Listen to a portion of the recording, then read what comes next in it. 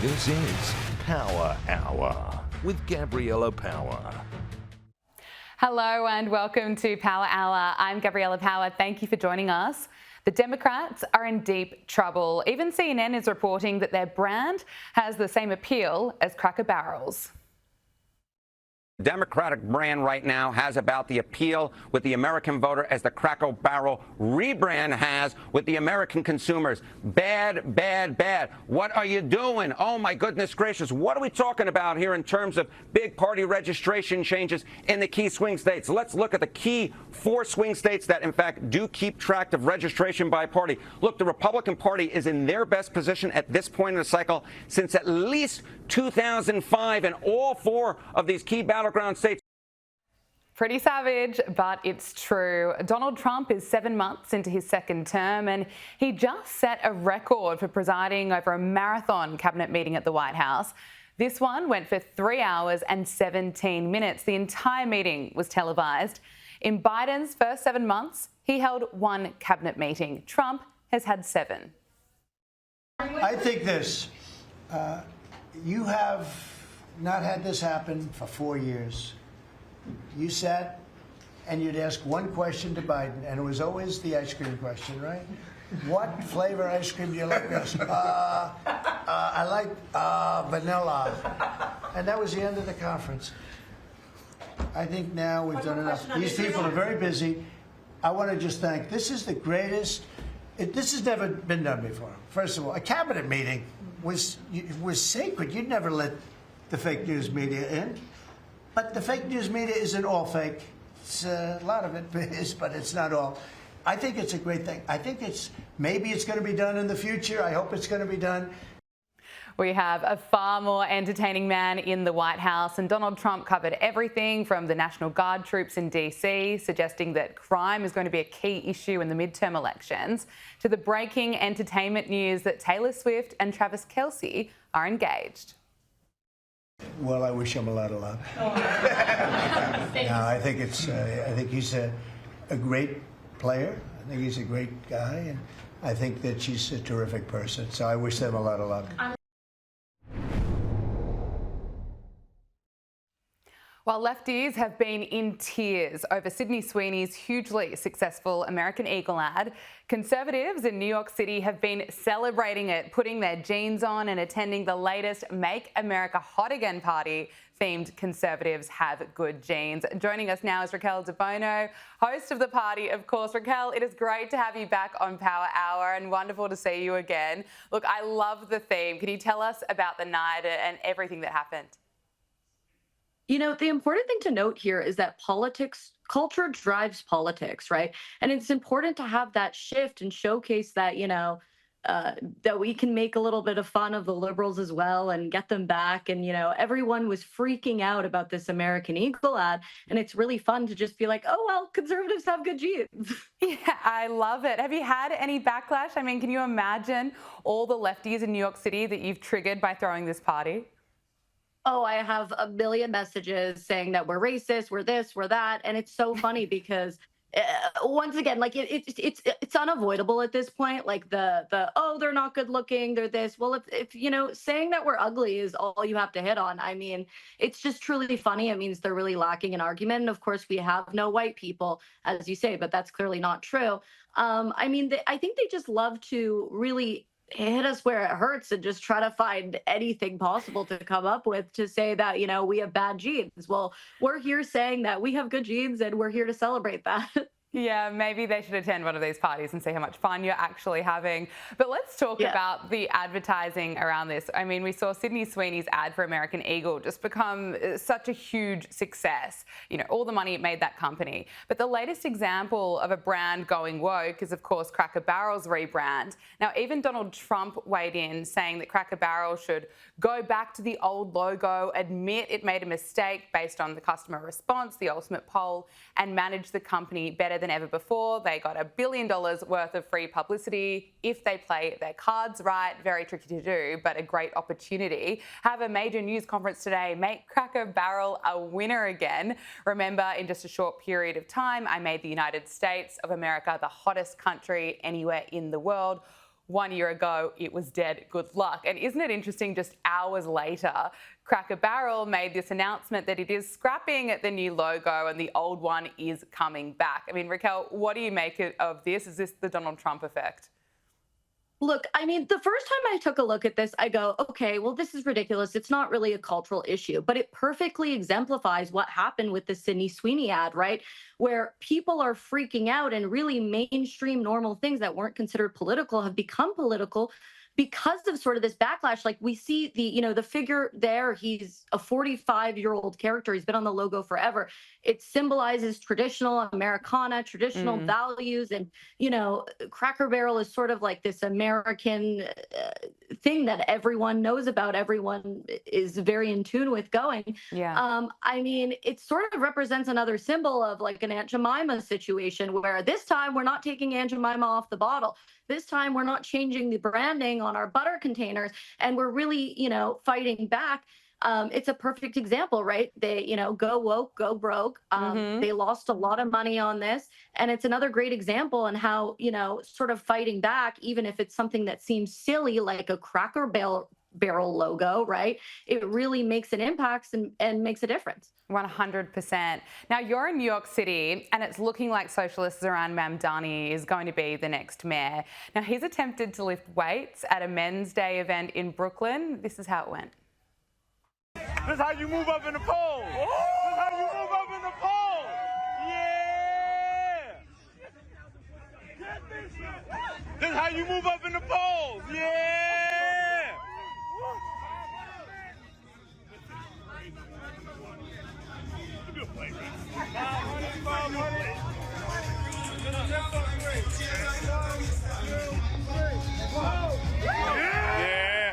Let's go. Yeah.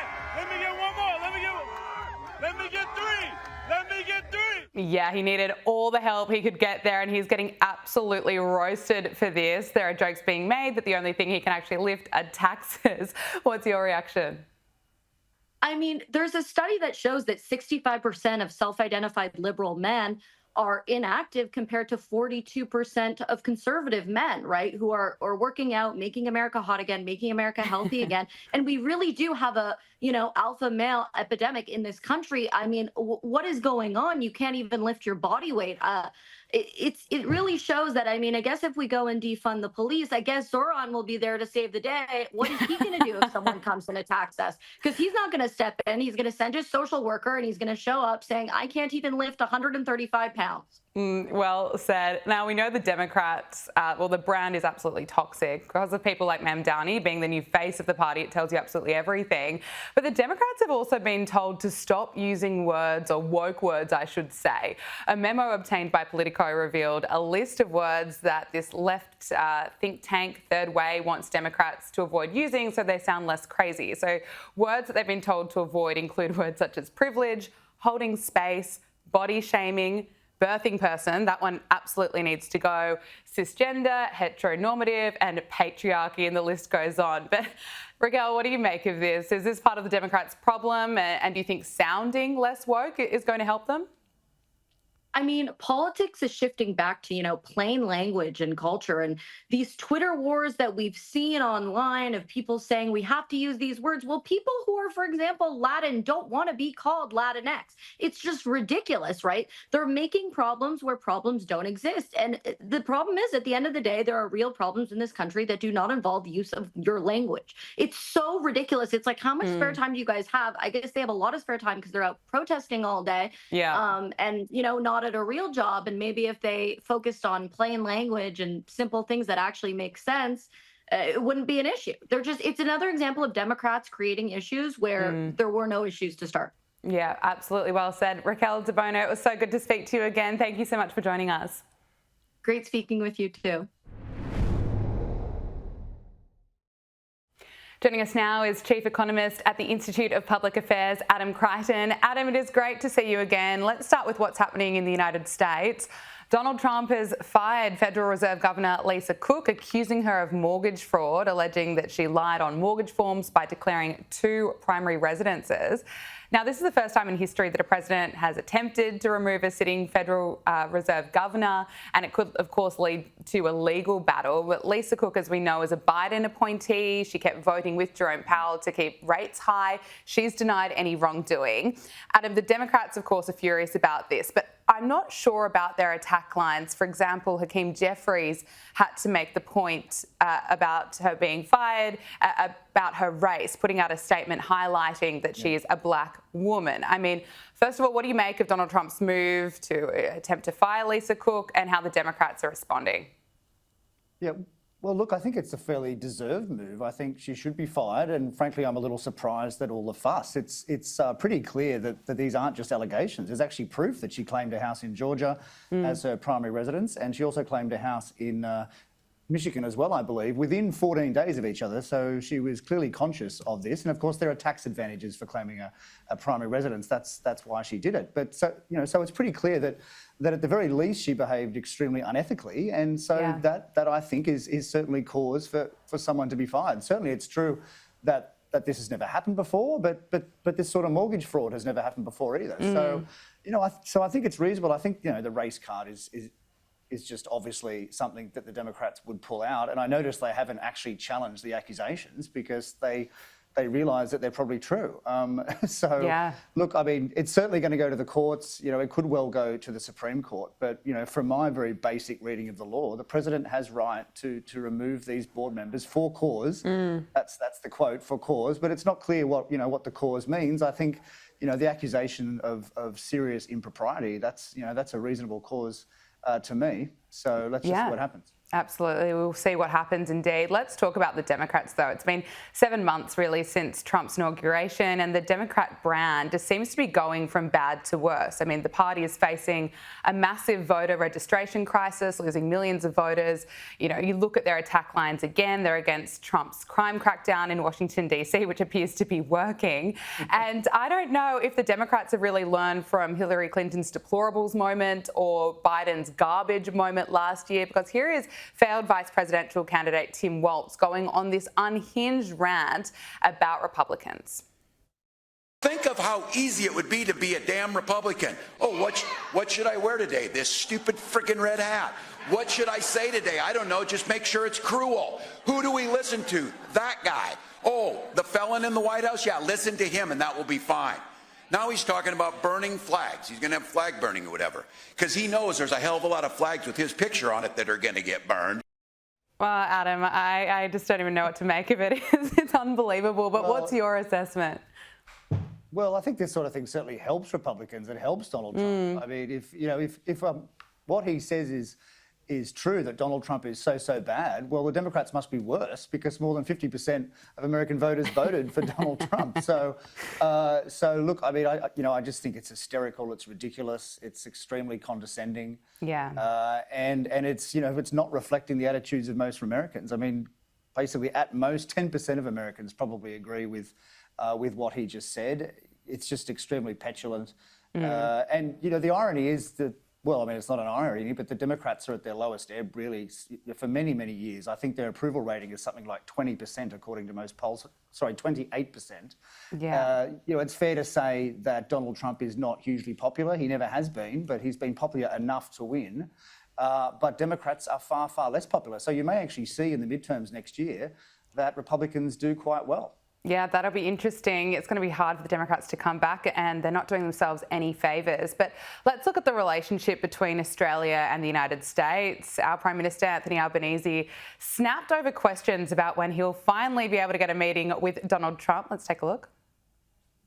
The defence ministers in the US this week taking meetings. Are you any closer to securing your own with the President Donald Trump? Look, we'll have meetings with President Trump, a number of events over the coming months.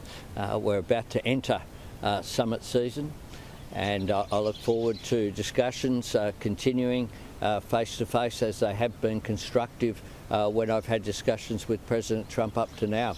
It's a good thing. There are a range of ministers meeting with their counterparts that's a good thing. So your confidence of securing a meeting with President Trump then? I refer to my previous 5,324 answers to that same question.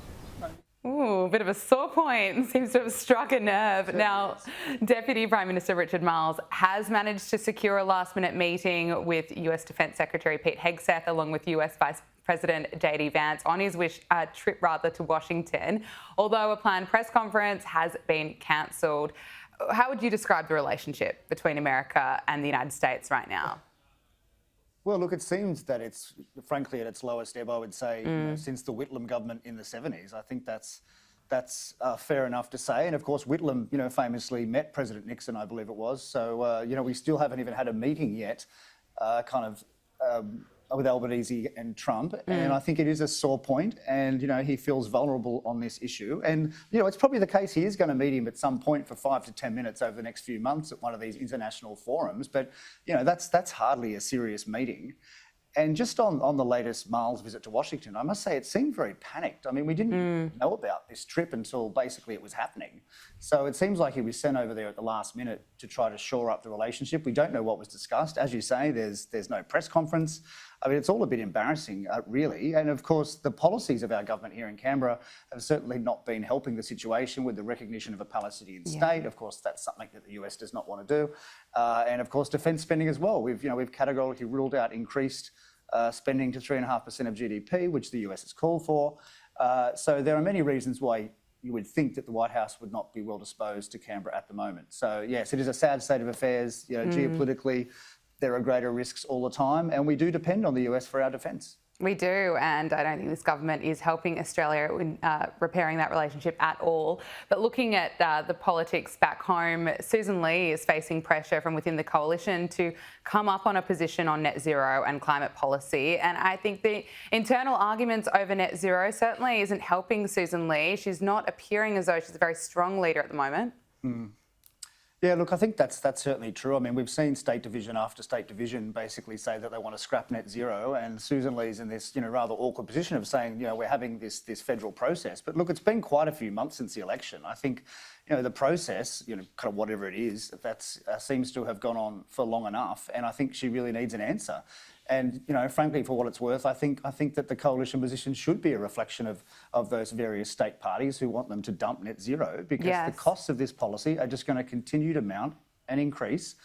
And this argument that it's popular, well, I think to the extent it is popular, you know, it's a very shallow and it's a very naive popularity. I mean, I don't think most Australians understand the technological realities of this policy and the extraordinary economic costs that will be incurred on our manufacturing sectors, our export sectors, you know, basically even changes to day-to-day life, you know, what we can and can't eat at some point in the future too. I mean, the emissions targets that the government is canvassing for the next 10 years are very extreme. Yeah. And I don't think most people realise the consequences of those targets. No, and Susan Lee, I think, needs to actually provide an opposition, an alternative for the Australian people, and they do realise.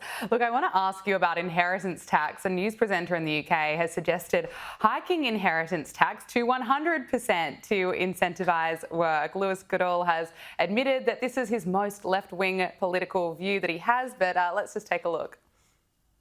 What we've got at the moment is an aristocracy of wealth in this country. It's also true of the United States as well. So what I would do, and I wouldn't be opposed to, by the way, I wouldn't be opposed to 100% inheritance tax. Or maybe let's say 99%. You know, my rule might be that if you can put it in 2p bags, then you can hand it over. That's fine. 99, 95%. I'm being provocative, but you see what I mean. I would not be against a far higher rate of inheritance tax than we have at the moment, which is 40% above a certain threshold. Adam, can I get your reaction? Well, look, I mean, firstly, this is never going to happen. This is just a debate. And the reality of inheritance taxes in the US and the UK is that they raise very little money anyway, because the wealthy find ways to get around them. But, you know, certainly in the Australian context and with the Labor government, if we ever went, you know, down this route with even a small inheritance tax, the reality is it's just going to be more tax. We're not going to see the money used for lower taxes elsewhere, which you could make a theoretical argument is better, but that's not the reality. It's just going to be more tax, and then you'll get wealthy people move overseas, and then the tax base will shrink further. So certainly I'm not in favour of this. But in the current climate of the cost of houses and growing inequality, I do understand why more and more people will have these fairly superficial ideas. But look, that's definitely not the way to go. Absolutely not. Adam Crichton, Chief Economist at the Institute of Public Affairs. Thank you so much for your time. It was great to speak with you. Thanks, Gabriella. It's time for media meltdowns, and the leftist media are losing it over Donald Trump's DC crime crackdown and the suggestion that the National Guard will be brought to Chicago to cut down on crime. But let's rewind, because the leftist media, outlets such as MSNBC, hated the idea of Donald Trump's crime crackdown from the very start. They did not want it to succeed. Here's how Rachel Maddow reacted. You think it's really about crime? You think it's really about being tough on crime? Yes, we do, but her rant went on for several minutes until she landed on this conspiracy theory. But he did send in the National Guard to Washington, D.C. today because tough on crime, you think? Maybe it's not about crime. Here we go. Maybe it's not about defending the federal government from threats, right? Maybe it's not about that. Maybe it's not about crime. Maybe it's not about any other thing he might voice. Maybe it's what you can see with your own two eyes. Maybe it's that he really enjoys using U.S. military force against American civilians on American soil and wants any excuse to do it anywhere he can. There it is, the dictator theory. It's a theory that is pretty deranged and completely divorced from reality. I'm sure Rachel Maddow won't be reporting videos like the one where we are about to show you. But here is an example of what is going on in DC. National Guard soldiers are helping people.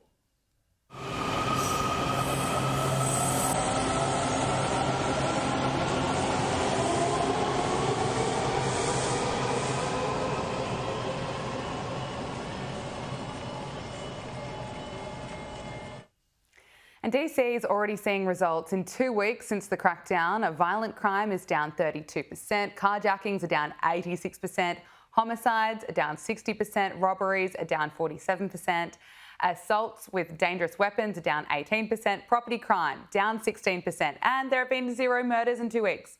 Yay! As Emily Jashinsky said on the show yesterday, that's a pretty low bar, but it's an improvement. Now, reporters have been out in Chicago asking locals about what crime is really like there. And this CNN reporter, she was left shocked and essentially speechless that there are people who want the National Guard to be sent in. My first reaction was that this is a good thing. I think that the governor as well as the mayor should be on board with it just so we can get a bit more of security in Chicago the way that we need. The crime has dropped since 2024. Do you feel like the city feels safer? No, not at all. No. No, especially with the police being defunded. No, she just shuts down this bizarre media narrative that there's not really a bad crime problem. Crime's going down. We shouldn't have to worry about it. But that hasn't stopped this panellist on CNN from having a meltdown about the crackdown. Here is Tiffany Cross. Can I just say really quickly, Abby, because anytime that we play something from Stephen Miller, it would be journalistic integrity to point out that he is a white supremacist and he is the brainchild behind this policy. That's not my opinion, that's actual facts. And for him to purport lies from the Oval Office as a white supremacist, I don't know. it should be pointed out. It's reporting Washington Wall Street Journal's own reporting. I want to address what he... And CNN also didn't push back when Democrat Jamie Raxon went on the network to make, well, a very excellent point that he's opposed to what Donald Trump is doing because crime's just part of our history. I mean, there are lots of Republican cities and towns struggling with crime. Everybody is across the country. Always, crime has always been part of our history. Yeah, it's always been there. Joining us now is Michael Kroger. Michael, thank you for joining us. I mean, what's your reaction to the coverage we're getting on CNN and MSNBC to Donald Trump's crackdown? Well, Washington's known worldwide as a very dangerous city, one of the most dangerous capital cities in the world. People don't want to go to Washington. When they go, they want to go in quickly and go out quickly. These Democrats are totally delusional, Gabriella. I mean, the first thing to know is anything Trump does, they'll oppose. So you expect nutters like Rachel Maddow to say the things she's saying. Secondly, you've got to remember, amongst the American left and the left worldwide, there is sort of an anarchist element to the hard left, which wants to break down institutions, the churches, the schools, the law enforcement authorities, the police, the military, etc. The anarchists want a destruction and a desecration of American society. That's part of what the left wants to do. In order to have some kind of dramatic left-wing change, you've got to break down the current institutions of power. So anyone that tries to come in and reinforce the police, reinforce law and order, is immediately imposed by the hard left, and Maddow and these other very strange people these days are very much part of that thinking. But what Trump's done is also highlight the weakness of Democratic mayors and governors, and that embarrasses the Democratic Party. But these people are delusional, and they are going to the extremes of American politics to defend crime as part of American society. Well, Trump's trying to do something about it, and for that, no doubt he'll get plaudits long term.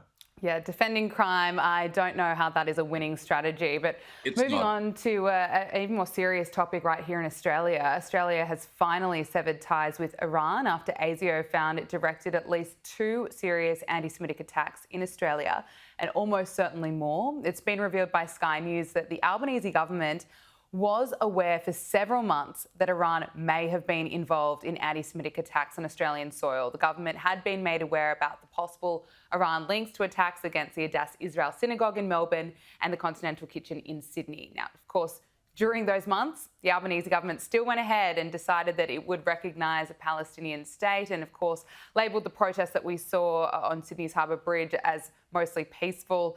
Michael, can I get your reaction to this? Well, look, it's very disappointing that we now know that the government knew for months that Iran were probably involved in 2 and probably a lot more of these incidents in Australia of Jewish hatred. That's what they are. But they still went ahead and said they would recognise a Palestinian state. I mean, let's be frank, Iran are the centre of evil in the modern world. We know through their proxies. We know what they've done in Australia now. There's no reason to think they haven't done this throughout the Western world, in Germany, in Italy, in England, in America, etc. I mean, this is France. This is what Iran has been doing. We now know that. And, they've been funding these Hamas Palestinian savages in Gaza. And to think that there would be some element of reward by the Albanese government for the Palestinians and the leadership, given what's happened through Iran, is profoundly disappointing. And, the diplomatic war that's been raging here in Australia with Israel, where the government here seems to spend all of its time attacking the government in Israel, not Hamas. But finally, they've come to bring Iran to heel, and thank goodness it's about time.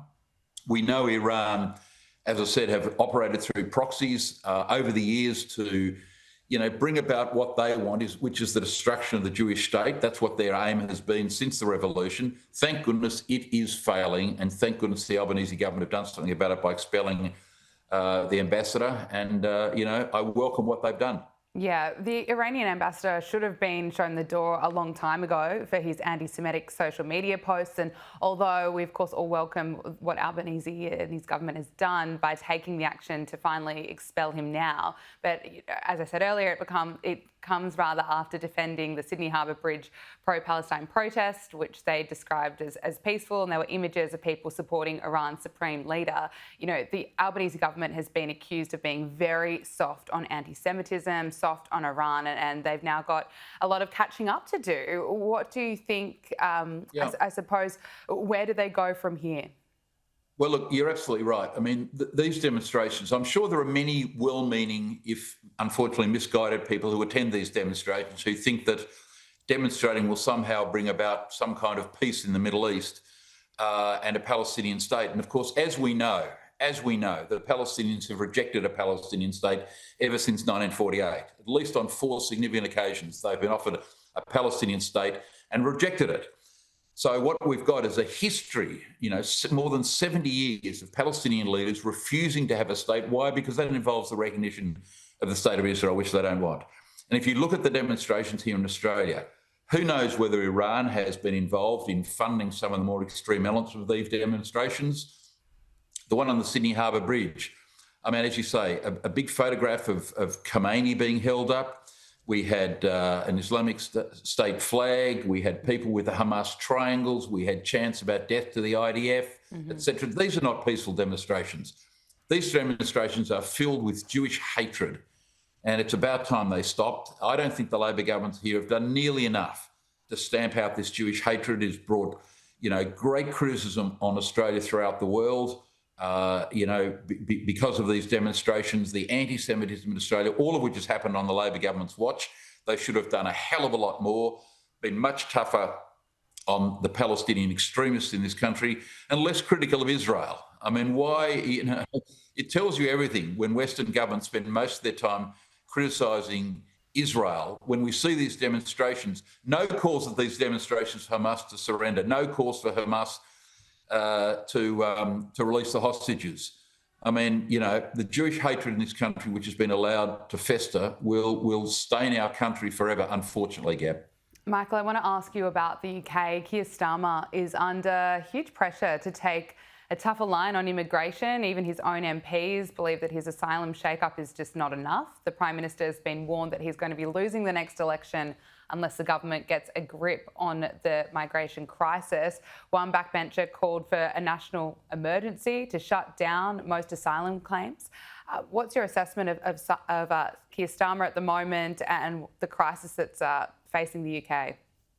Well, there's a massive crisis. I was in London last week and reading the English papers every day and talking to people in London. It is a crisis. You have undocumented, mainly male immigrants coming from France. The French seem to be hopeless on this. The British are hopeless on this. 30-odd thousand people now in hotels. You're seeing demonstrations outside hotels. The British people have lost confidence in the Starmer government. They've got a 13% approval rate, 1-3. So when elections held, if it was any time soon, Starmer would be thrown out and Farage would win. So Starmer's performance has been terrible. He doesn't know what to do. I might add that the British Conservative Party weren't much better. They were hopeless too, which is why people have to go to Farage. The thing that Farage, the problem he's got is this. The next election in Britain, can be held any time up to the 29th of August, 2029, almost 4 years to the day from today. That's a long time. And in that 4-year period, no doubt Starmer will stumble on a way of trying to solve this crisis. The issue will disappear from the front pages to page 15, and the urgency that people feel about getting Starmer elected will dissipate over those 4 years. So I wouldn't say the government is finished. I wouldn't say Starmer's a shoo-in, because that can be 4 years away. And as we know, you look at America, Trump has largely solved the border crisis with Mexico, but that has largely disappeared from the front pages of the American press because the crisis has been solved. So if Starmer does resolve this crisis, and he's got 4 years to do it, he still does have a chance of re-election on the basis that the issue disappears from the front pages. And that's the challenge for Farage. If Starmer does resolve this, he may struggle to get elected in 3 to 4 years' time. Michael Kroger, former president of the Victorian Liberal Party and Sky News contributor, thank you so much for your time. Pleasure. Thanks, Gabriella. Joining us for all the royal news is Andrew Eborn, UK barrister and broadcaster and president of Octopus TV. Andrew, it is wonderful to see you again. Look, I wonder it's always a joy to see you, Gabriella. Thank you. I wonder how Meghan Markle is feeling today, because today was supposed to be her big day, the launch of her second season of With Love, Meghan on Netflix. But this may have been overshadowed by, of course, the biggest entertainment news of the year. Taylor Swift and Travis Kelce are engaged. Andrew, do we know how Meghan has reacted? Well, it is interesting, isn't it?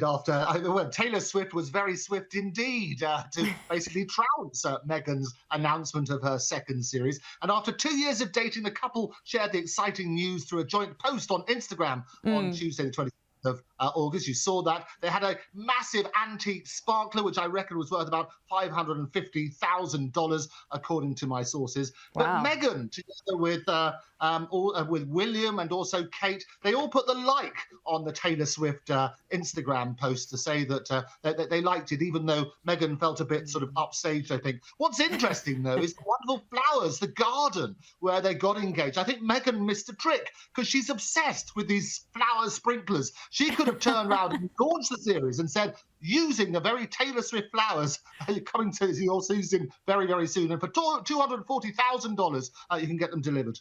There you go. Yes, you're right. Well, Meghan has been busy promoting With Love, Meghan Season 2 on Netflix. And here's the teaser that she posted to Instagram.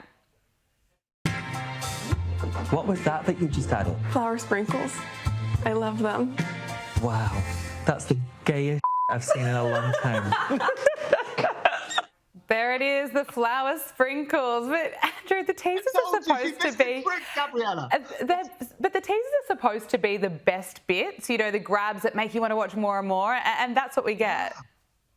Well, it is interesting. That's Queer Eye's Tan France, in case people didn't know. And as he said, look, what have you just added? These flower sprinkles? I love them. Well, that's the gayest, and you bleeped out the word, I've seen for a long time. I've watched the series because I dedicate myself to your particular section on Sky. Thank you. You're doing the hard work for us. Oh, you know, the sacrifices I make for you, Gabriella.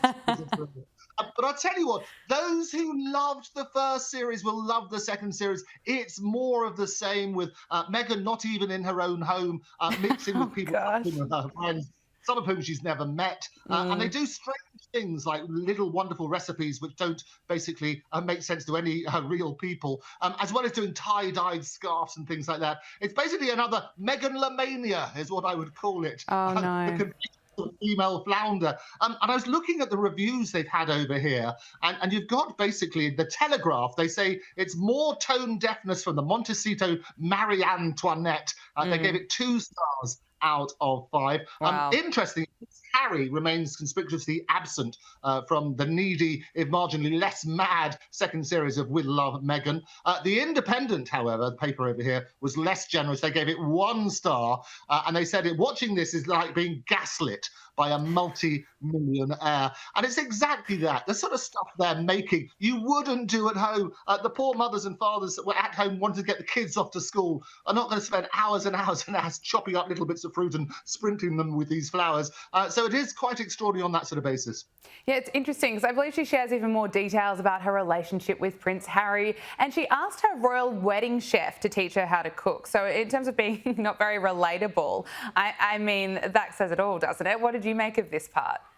Well, I know Claire Smith. I've been to her wonderful restaurant in Notting Hill. She's known to be the best female chef in the world. She's a 3 Michelin star chef. And yes, this is what Meghan's doing. She's getting all her mates and others who might help with the clickbait to come onto the show with her. And actually, Claire was very complimentary about Meghan's cooking skills. She said she's quite good at filleting. So we have a look at that sort of stuff. They did a wonderful fish to go with the flounder. And you have a look at that sort of side. But this is what it is. But some of the stuff they're making, the particular first episode, they make a homemade graham crackers Moors with vanilla bean turmeric marshmallows. I know how much you love those, Gabriella. How did you know? Now, look, talk to us about Meghan Markle's lifestyle brand As Ever. It's been slammed as a mess by some royal fans. What's happened here? Well, it is interesting, and as you know, I got the spam jam from delivered over here. $14 a pot it was then, and the reason it was spam, it wasn't allowed to be called jam because it didn't have enough sugar-fruit ratio. So that sort of basis, it had to be called a spread. Well, she's done it again, and looking at the website, I pulled it up today. She's got some wonderful things like we've got what have we got? We've got some marmalade. Here we go. We've got the Montecito, the Napa Valley Rosé, which will set you back 90 quid. You can have some marmalade for $9, or if you wanted a keepsake pot, you can get that for $14, and so on and so forth. So it is this whole sort of stuff again where she's got this range of stuff. If people want to do it, then certainly that's the way to have a look. But it's that weird sort of thing that you might remember last time. It was the raspberry and strawberry spreads, but because they contain sugar, they're labelled spreads rather than jam. So it's going to be interesting to see what she does with this. But if you want to get those flower sprinklers, and I know what I'm going to get you for your birthday, they will set you back $15. That's US dollars. But also what she's got is this shortbread cookie mix. And again, then great research for your wonderful program. I tried those as well. And actually, anybody who makes shortbread, it's pretty easy to make. But you get the shortbread cookie mix together with the flour sprinkles, and that will set you back $14 as well. Plus, you have to sell half your house, obviously, for the postage around the world. Of course, especially here if you're in Sydney. Now, I want to talk to you about Harry and William because the upcoming 28th anniversary of Princess Diana's death could be causing some fresh tensions between William and Harry as the brothers feud over her legacy. According to the Daily Beast, Harry's Archwell production company is reportedly in talks to produce a documentary on Diana ahead of the 30th anniversary of her death. Look, what do you make of this? I suppose if this was to go ahead, that would really impact and delay, I suppose, any hopes of repairing this relationship. Well, I think the whole situation is very sad, is the honest answer. I mean, it's Shakespearean family feud with streaming rights, isn't it? You have a look at that sort of side. They did collaborate previously on the 30th anniversary back in 2017, and they were looking at on the 20th anniversary rather in 2017. And then basically at that stage, William was saying that was going to be the end of the matter. It's quite tragic. Both of the princes were very young when Diana died on the 31st of August, 1997. And I'm always reminded, I had her brother, Charles Spencer, on the Andrew Bourne Show, my show, which he's been on a couple of times. And he gave me a copy of his, I remember, his tribute to Diana. I've got it here for you as well, so you can see, which was always just reminding about how wonderful she was. And if you want, I can just, 10 seconds, I can open up. Yeah, the opening words, it's glorious. This is what was actually used in the service. He signed it as well here, which is wonderful. But basically what he was saying, Diana was the very essence of compassion, of duty, of style, of beauty. All over the world, she was the symbol of selfless humanity, a standard bearer for the rights of the truly downtrodden, a very British girls whose interest transcended nationality. I mean, and that's the truth of the matter. And she would be devastated, absolutely devastated, to think that her sons are warring in this way. And I, for one, I very much hope they can reconcile. Doing competing documentaries about Diana is not going to be the way to do it. They should collaborate. And you might remember they got together with the unveiling fairly recently of the statue of Diana. They didn't seem to speak to each other, but they certainly got together for that sort of side. But as I say, it's like a Shakespearean family feud with streaming rights. You're right, Andrew Ebon, thank you so much for all your hard work and bringing us so much here on Power Hour. It was wonderful to speak to you. We'll speak to you again soon. Looking forward to it. Thanks a lot, Gabriella. That is Power Hour. Thank you for your company. We'll see you tomorrow. Make sure you subscribe to Sky News Australia on YouTube.